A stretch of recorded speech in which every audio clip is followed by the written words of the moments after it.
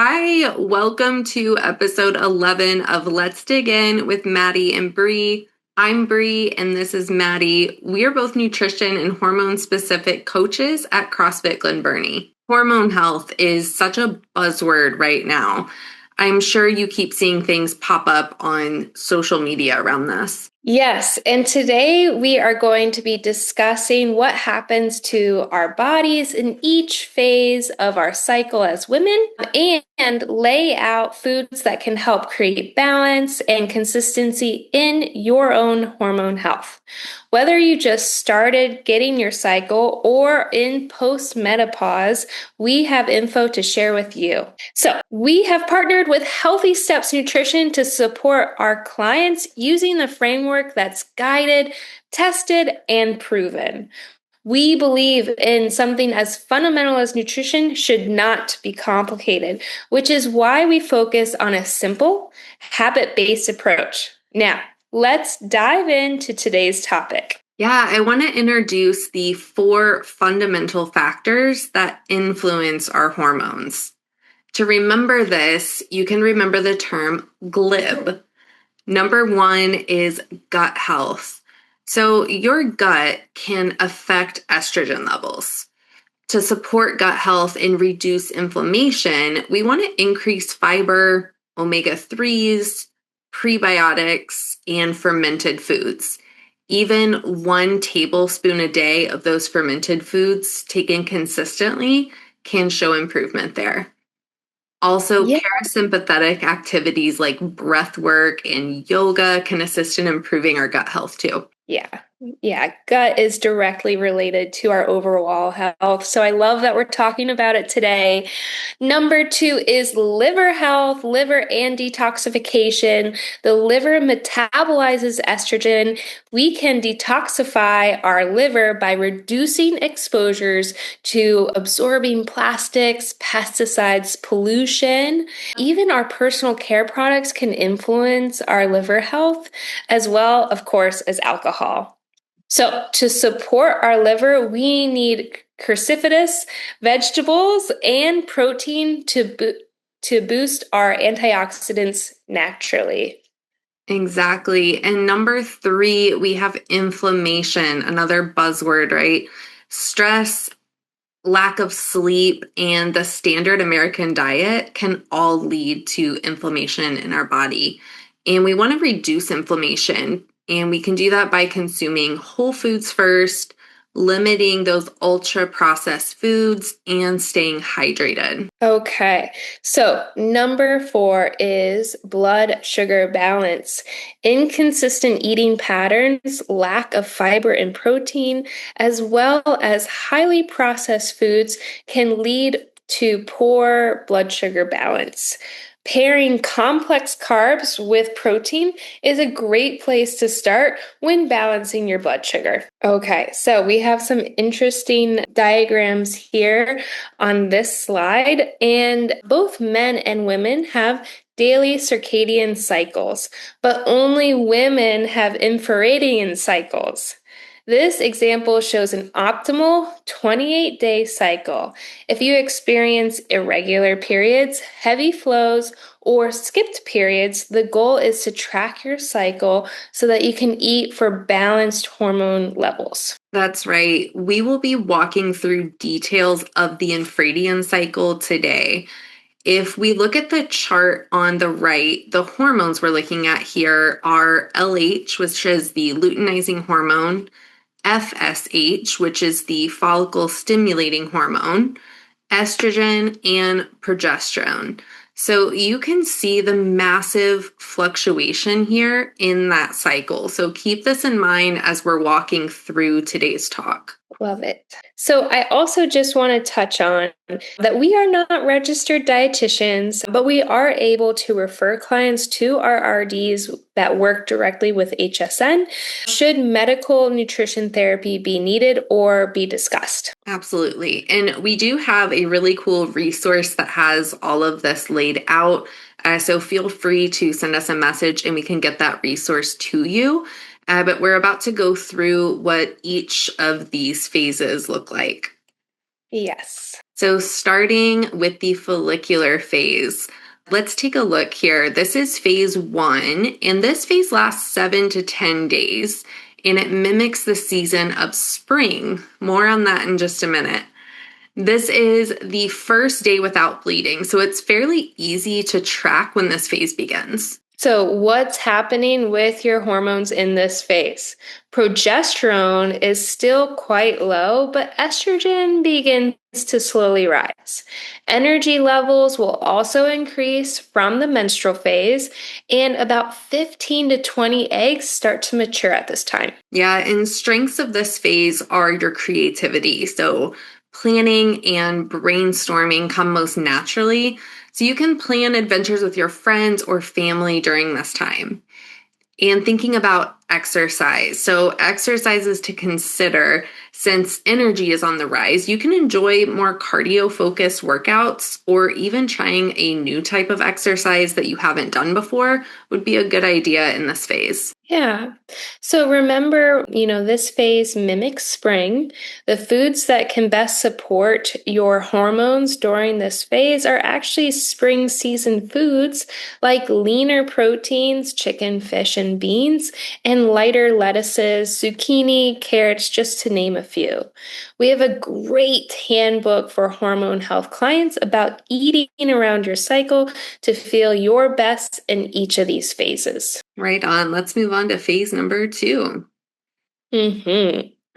Okay, so next phase is ovulatory phase, and this is our second phase, which only lasts 3 to 4 days. Yeah, let's look at what's happening with your hormones. So, in the ovulatory phase, estrogen and testosterone levels are at their highest, which means energy levels are typically at their highest.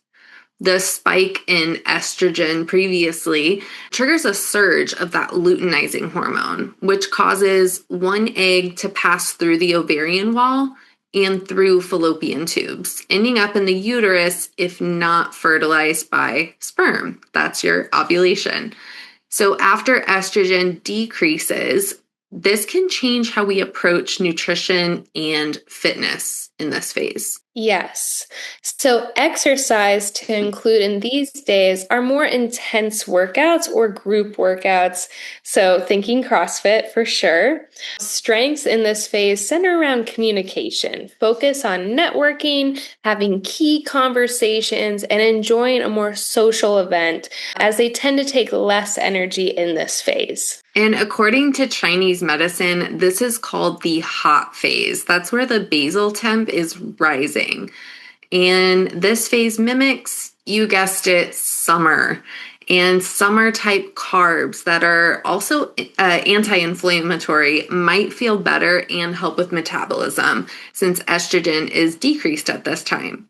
So, lighter, low glycemic index carbs would be beneficial in this ovulatory phase.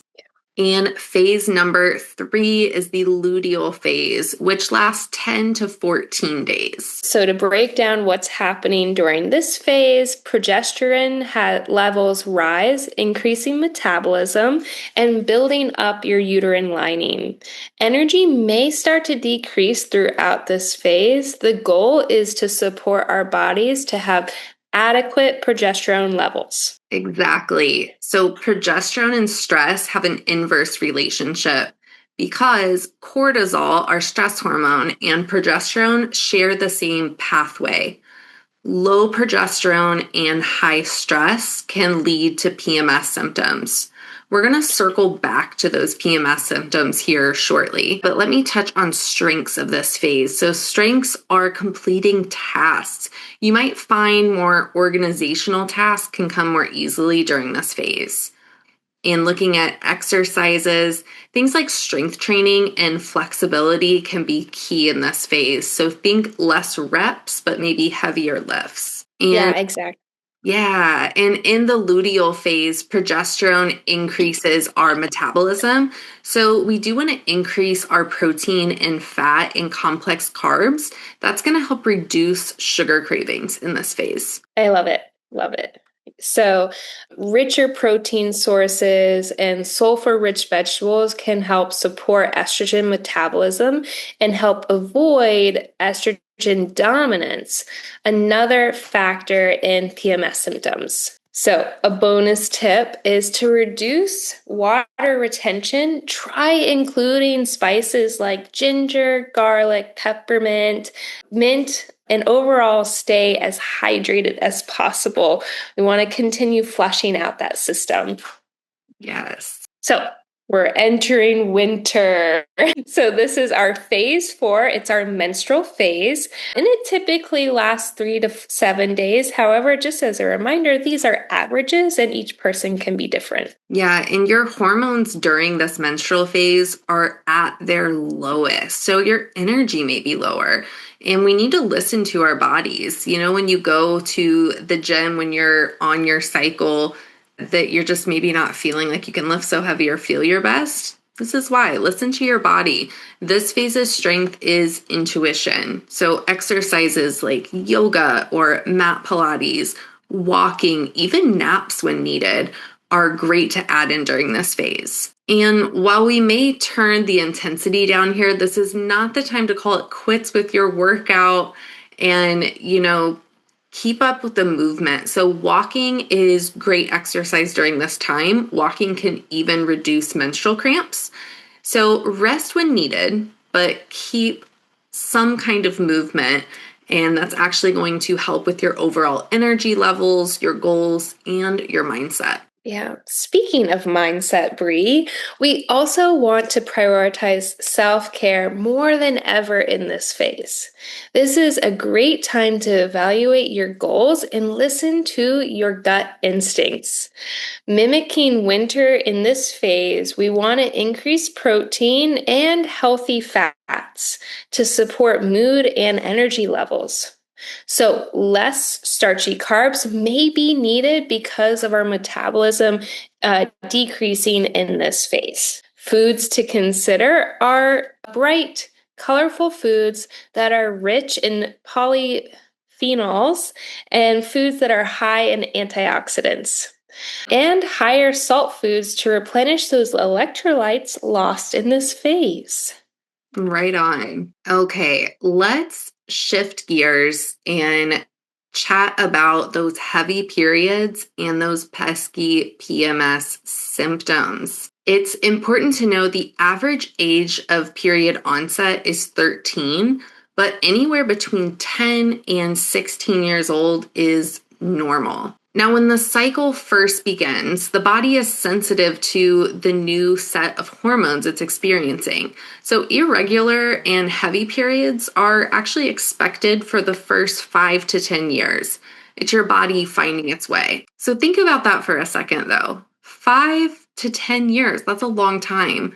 Many practitioners will recommend that, early cyclers or kids who are just starting out with their period will take birth control pills to help with heavy or irregular periods.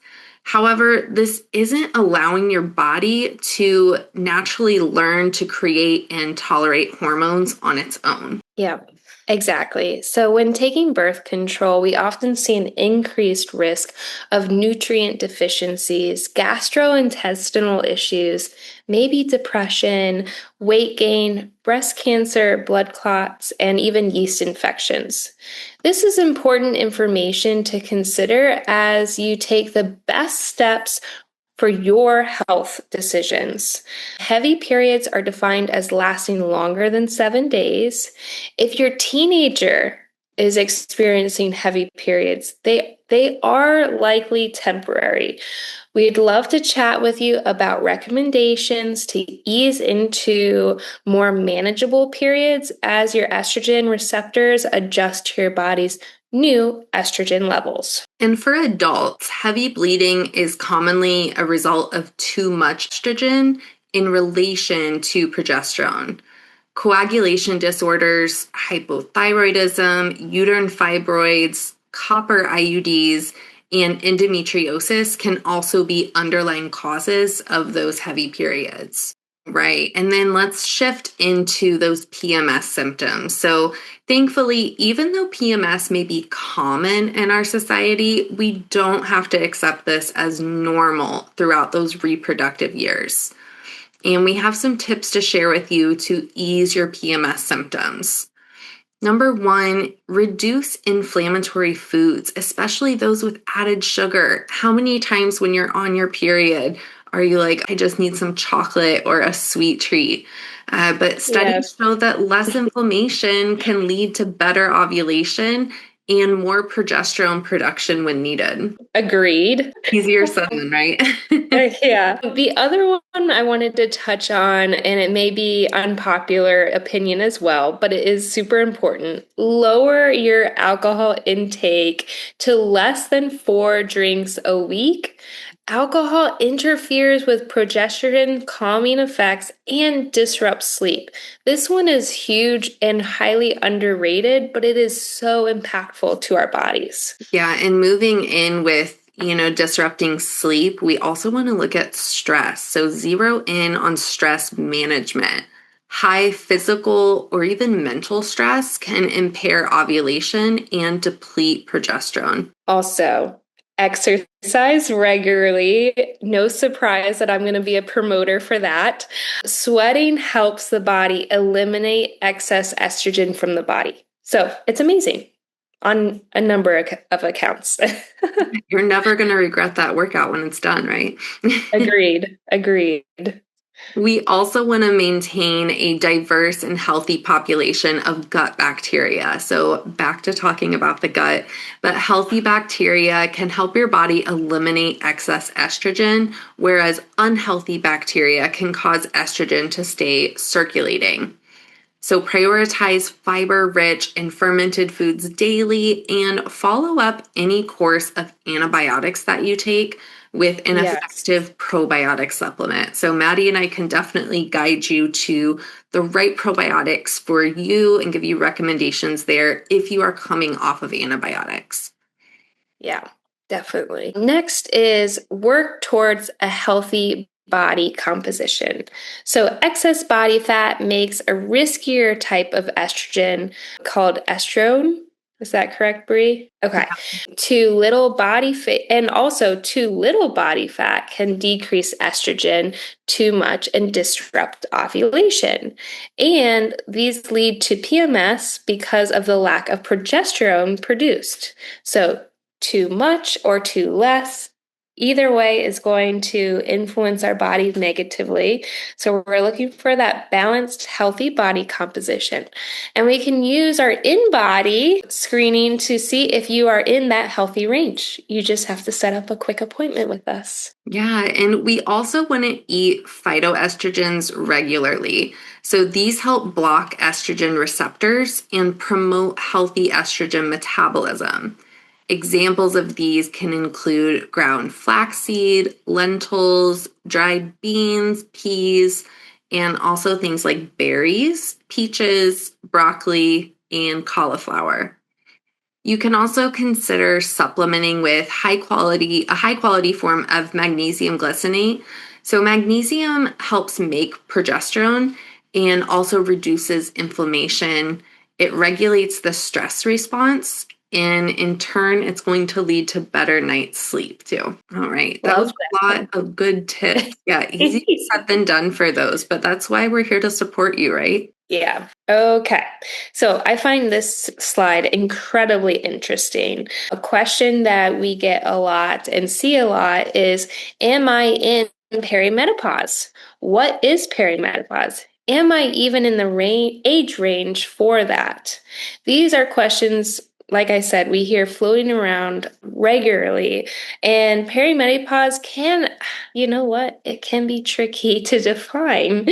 So, with this slide and with Bri's help, we are going to walk through some of these symptoms and talk about it. Yeah, so some symptoms of perimenopause may include new onset heavy or longer periods. And on the other end, having that shorter menstrual cycle, new mid sleep waking, so waking up lots in the middle of the night, the onset of night sweats, in particular premenstrual night sweats, a new or increased premenstrual mood swings, weight gain without change in exercise or eating habits, and also autoimmune-like symptoms. So symptoms that mimic fibromyalgia or seasonal allergies, and also extreme fatigue. Yeah, so all of those are great indicators that you may be entering or experiencing perimenopause. And, just also as awareness, this can last anywhere between 2 and 12 years.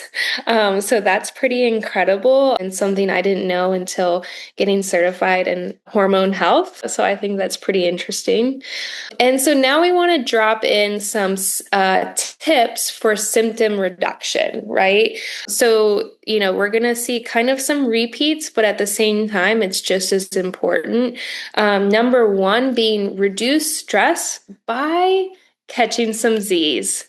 The fluctuations in hormones specifically decreased progesterone and increased cortisol levels contribute to sleep disruptions, hot flashes, weight and blood sugar issues. The increased cortisol is heightened by this inadequate sleep, so prioritizing rest is essential. Next, we talk about limiting alcohol. Alcohol negatively affects blood sugar levels, gut health, and liver function, all of which are essential for good quality sleep, fewer cravings, and less intense mood swings. And now, third, we talk about balanced blood sugar levels.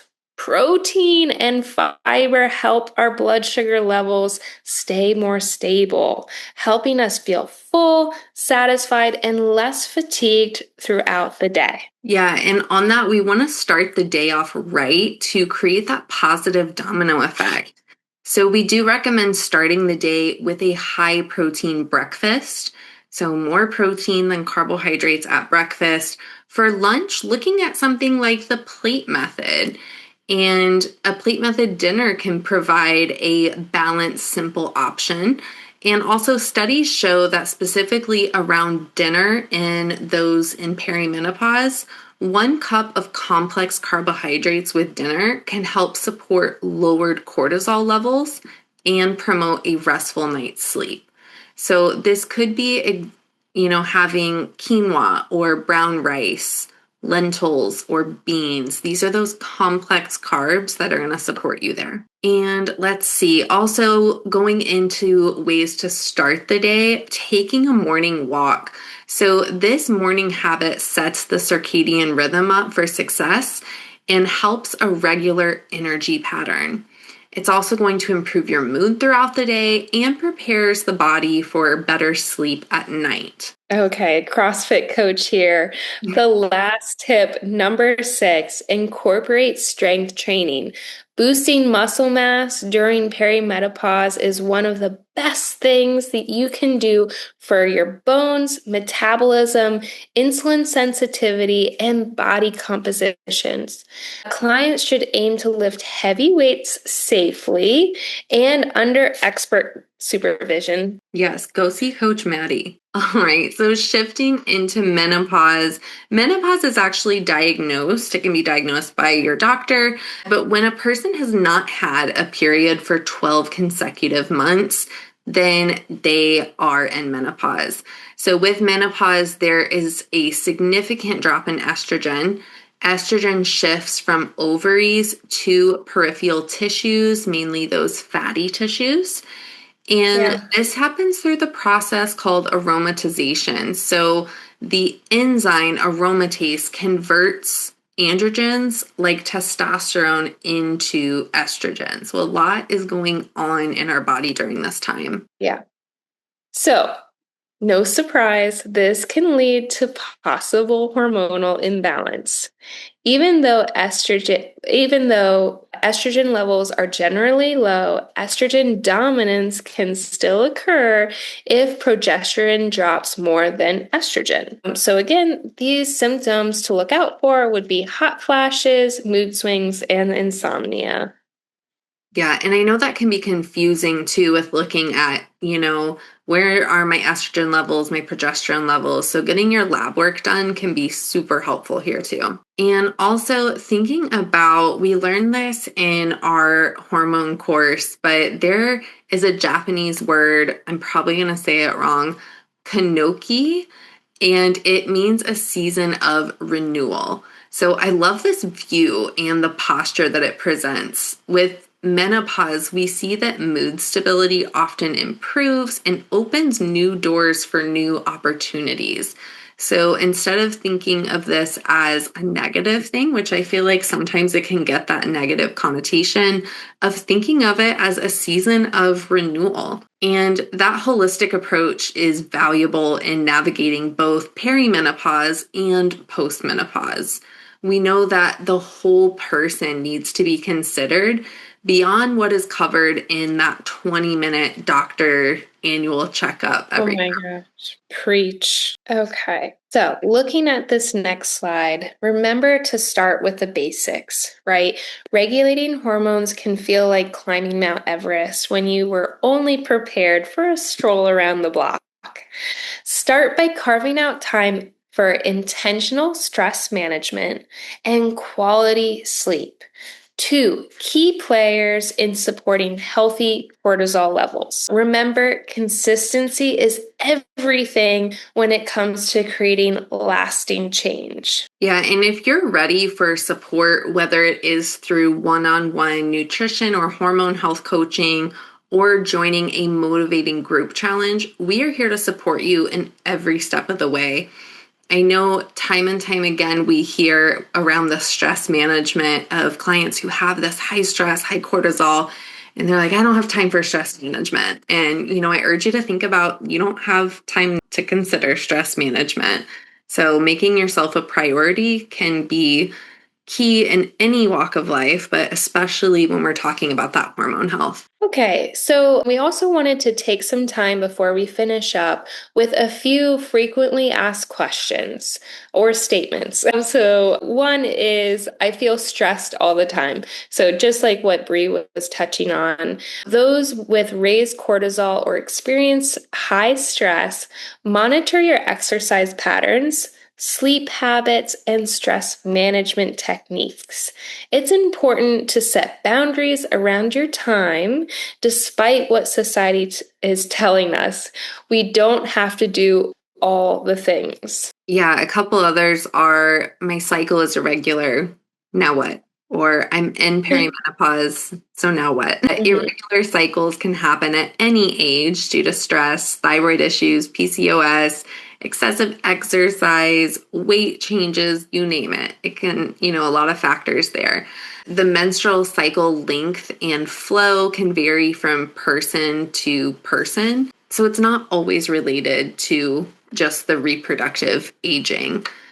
You know, Thinking of perimenopause, a specific life change leading up to menopause, this can begin even in your late 30s, usually in Yeah. your 40s, but I don't even want to say usually because it is just person by person. But this is caused by those natural changes. And so irregular cycles are one sign of this. And so, in short, perimenopause is going to have those irregular cycles, but not all irregular cycles mean perimenopause. So, with this, Maddie and I Sorry. can sit down and listen to your concerns, look at you as the whole person and not just your specific symptoms that you're having to navigate this with you. Yeah. Okay. This is the one where I kind of geek out over. Will my in-body results vary with my cycle? It could. Okay. So what that means is we retain less water in the follicular phase. In the menstrual phase, we can expect anywhere between 1 to 3 pounds of weight gain from purely water retention. So thinking about foods that help, so foods in the luteal phase that can help reduce water retention later in the menstrual phase would include peppermint tea, ginger, and leafy green veggies. So while you can do an in-body at any time, We would recommend to avoid it the week of your period and the week before. Yeah, and you literally can't make this up, Maddie. So I had a client message me this morning actually with an in-body that she was concerned about. And she mentioned, well, I just started my period today. And so, at the time she wasn't sure if that was going to start. And Mm-hmm. numbers were, just a little off. And so you look at the water and it's really cool because you're able to look at where the water is in your body in Yeah. comparison to your body fat and muscle. And we were able to see like, okay, this is not an accurate scan because of this. And we can tell why. So let's Mm-hmm. retest in a week. Exactly. Exactly. I love that. And lastly on here, can hormone coaching work on birth control? So it is important to note that a period that someone has on birth control is not a true period. It's actually the medicated withdrawal of the hormones that causes the period to occur. So with that knowledge, I want you to think around eating around your cycle still to help boost nutrients. So this is especially helpful for those who are wanting to come off birth control in the near future. So their body's Yes. already used to these foods and has already, boosted those nutrients. Nothing is going to hurt from eating around your cycle. Okay, so we are finishing up this episode of Let's Dig In. With all that we've discussed today, we would also love to invite you to our upcoming Hormone Health Challenge. Yeah, like we've been saying, if you are in your 30s, 40s, 50s, or 60s and often feel out of sorts when it comes to your hormones, this may be a challenge for you. The challenge launches on October 19th. It is a holistic program that teaches you the foundational essential skills to help you balance your hormones. And it'll pair you with a coach, with either me or Coach Maddie, and also an amazing group of women. So you are definitely not in this alone. So, in this challenge, we'll be covering gut health, liver detoxification, inflammation, and blood sugar balance. You will also get an individual initial and wrap up meeting with one of us, access to the kickoff seminar, have a group accountability, and gain exclusive access to the HSN app with our hormone specific educational videos, as well as participate in weekly hormone balance activities. Yes, and Maddie and I have tested this challenge and gone through it ourselves in so many bright spots to share. So we can't wait to do it with you all. So Yes. secure your spot now if you're ready to prioritize harmonious hormones by taking the first step with this 28-day hormone balance challenge. Now, keep in mind there are limited spots for this challenge and they are filling up fast. Currently, I just checked before this recording and we have 10 spots left. So scan to register. Thank you so much for listening in, and we will see you next time. Thanks. Bye.